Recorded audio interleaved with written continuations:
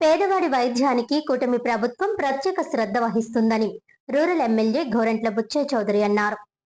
శుక్రవారం గోరంట్ల వారి కార్యాలయం నందు రూరల్ నియోజకవర్గానికి చెందిన 71 మంది లబ్ధిదారులకు 80.33 లక్షల రూపాయల ముఖ్యమంత్రి సహాయ నిధి చెక్కులను ఎమ్మెల్యే గోరంట్ల పంపిణీ చేశారు.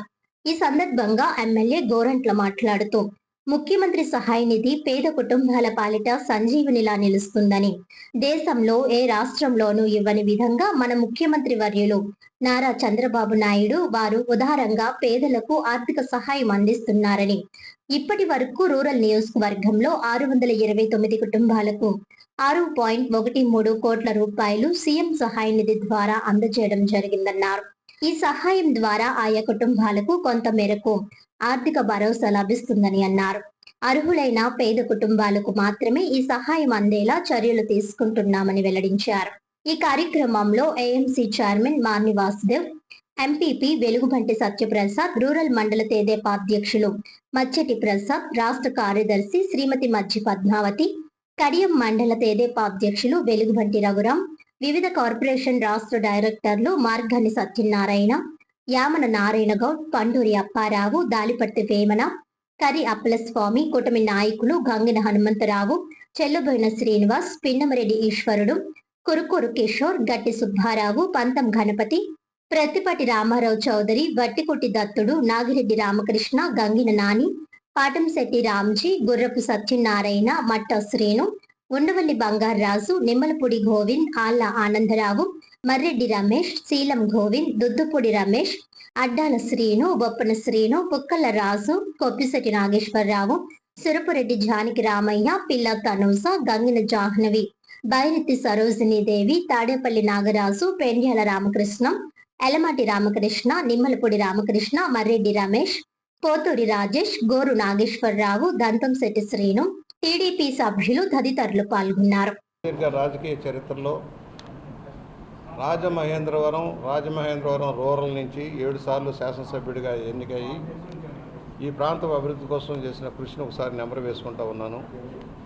అభివృద్ధి ధ్యేయంగా పనిచేసి గ్రూపులకి, కుట్రలకి, కుతంత్రాలకు అతీతంగా పనిచేసిన పర్యవసానంగా రాజమహేంద్రవరం నగరంలో కానీ రూరల్లో కానీ ఏ విధంగా అభివృద్ధి కార్యక్రమాలు అమలయ్యో మీరు చూస్తూ ఉన్నారు.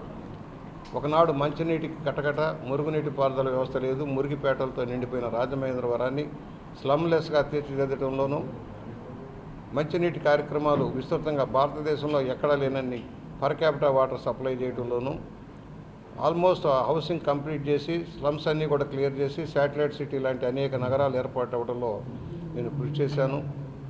ఇవాళ ఆటో నగర్ వచ్చినా, లేక హౌసింగ్ బోర్డు కాలనీ వచ్చినా అనేక సంస్థలను మనం ఏర్పాటు చేసుకోగలిగాం.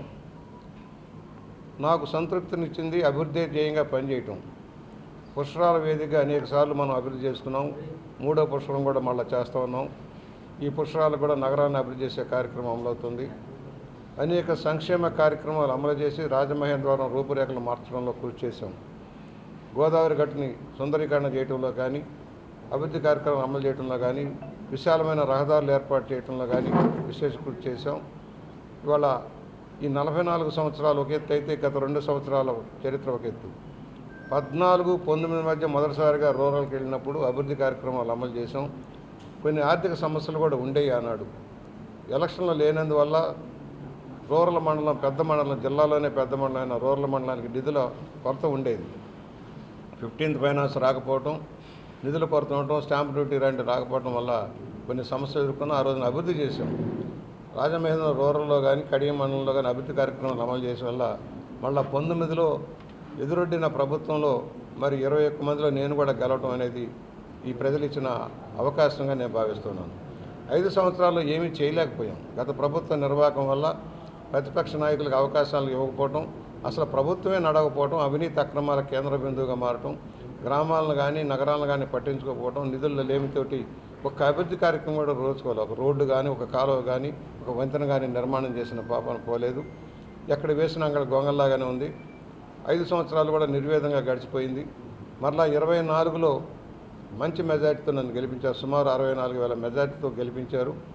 19లో కూడా 11,000 మెజార్టీతో గెలిపించారు. అంతకుముందు 21,000 మెజార్టీతో గెలిపించారు. రూరల్లో కూడా, సిటీలో కూడా పార్టీ ఆవిర్భావం నుంచి అనేక మంది చేసిన కృషి వల్ల నేను 7 సార్లు బహుశా ఈ జిల్లా చరిత్రలో రాష్ట్ర చరిత్రలో చంద్రబాబు గారి తర్వాత అత్యధిక సార్లు శాసనసభ్యుడిగా ఎన్నికైన చరిత్ర నాకున్నందుకు నేను గర్వపడుతూ ఉన్నాను. అది రాజమహేంద్రవరం సిటీ రూరల్ ప్రజానీకానికి నేను ధన్యవాదాలు తెలియజేస్తున్నా. జిల్లాలో కూడా అనేక మంది పెద్దలు కులాలకి మతాలకు అతీతంగా నాకు ఇచ్చిన సపోర్ట్కి మద్దతుకి ఇన్ని సంవత్సరాల చరిత్రలో ఒక తోదడుగా భావించినందుకు వారందరికీ కూడా అభినందనలు తెలియజేసుకుంటూ ఉన్నాను. ఇవాళ 2 సంవత్సరాలు అవుతుంది. రాష్ట్రం ఆర్థికంగా దెబ్బతింది. గత ప్రభుత్వ నిర్వాహకం వల్ల అనేక సంక్షేమ కార్యక్రమాలు గండికొట్టబడ్డాయి. కేంద్ర పాలిత పథకాలన్నీ నిర్వీర్యమైపోయినాయి. ఎవరికి కూడా ప్రయోజనం లేని పరిస్థితి. సాంఘికంగా సంక్షేమాన్ని కూడా సరిగా పట్టించుకునే పరిస్థితి. విద్యారంగంలో కూడా దెబ్బతిన్నాం, వైద్య రంగంలో దెబ్బతిన్నాం. మాటలు తప్పితే చేతలు రాని ప్రభుత్వం వల్ల అనేక నష్టాలు ఎదుర్కొన్నాం. ఇవాళ దాన్ని అధిగమిస్తూ దాదాపుగా 11 లక్షల కోట్ల రూపాయలు అప్పు చేసిపోయింది గత ప్రభుత్వం. దానికి వడ్డీలు అసలు కట్టడానికి ఈ ప్రభుత్వానికి తలకమించిన భారంగా పరిణమిస్తుంది. వచ్చిన ఆదాయం అంతా జీతభత్యాలకి వడ్డీలకి అప్పులకే సరిపోయే పరిస్థితి వస్తుంది. ఆ పరిస్థితుల్లో చంద్రబాబు గారు, పవన్ కళ్యాణ్ గారు, లోకేష్ గారు, మోడీ గారు సహకారం తీసుకుంటూ రాష్ట్రాన్ని ఒక పెనుమార్పులకు గురి చేస్తూ ముందుకు తీసుకెళ్తూ ఉన్నారు. అనేక సంక్షేమ కార్యక్రమాలు అమలు చేస్తున్నారు.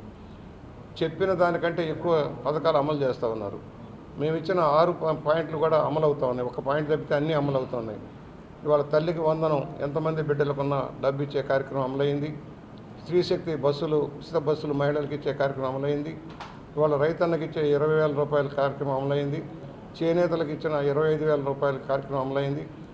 అలాగే మత్స్యకారులకు ఇచ్చే 20,000 పథకం, ఆటో కార్మికులకు ఇచ్చే 15,000 కార్యక్రమాలు కూడా అమలు అవుతూ ఉన్నాయి. ఇవాళ ప్రతిదీ కూడా పాఠశాలలు, కళాశాలలో పెనుమార్పులు వస్తూ ఉన్నాయి. మధ్యాహ్న భోజనం ప్రవేశపెట్టి వాళ్ళందరికీ కూడా మంచి పౌష్టికాహారం ఇవ్వటమే కాదు, వైద్య పరీక్షలు చేయించడం లాంటి కార్యక్రమాలు జరుగుతున్నాయి. వైద్య రంగంలో కూడా ఉచిత మందులు ఇచ్చే కార్యక్రమం కూడా అమలవుతోంది. దానిలో రాజమహేంద్రవరంలో గత 2 సంవత్సరాల్లో నివేదిక ఇచ్చాను, ప్రజలకి నివేదిక ఇస్తూ ఉన్నాను. ఇది 2 సంవత్సరాల్లో జరిగిన కార్యక్రమాలు. 1722 కోట్ల రూపాయలు ఇప్పటికే వెచ్చించబడ్డాయి వివిధ కార్యక్రమాల ద్వారా. ఇది కాకుండా రేపు పుష్కరాలకు సంబంధించి ఒక 400 కోట్ల రూపాయలు ఆల్రెడీ కేటాయింపులు అయినాయి మనకి.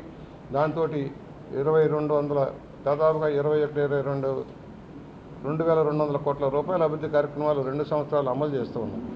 రాష్ట్రంలో ఆర్థిక ఇబ్బందులు ఉన్న కేంద్ర ప్రభుత్వ పథకాలను అందిపుచ్చుకుంటూ వివిధ సంక్షేమ కార్యక్రమాల ద్వారా ఇవాళ నివేదిక మీ అందరికీ ఇస్తున్నాం. గ్రామాల్లో కూడా ఇంటింటికి చెబుతున్నాం.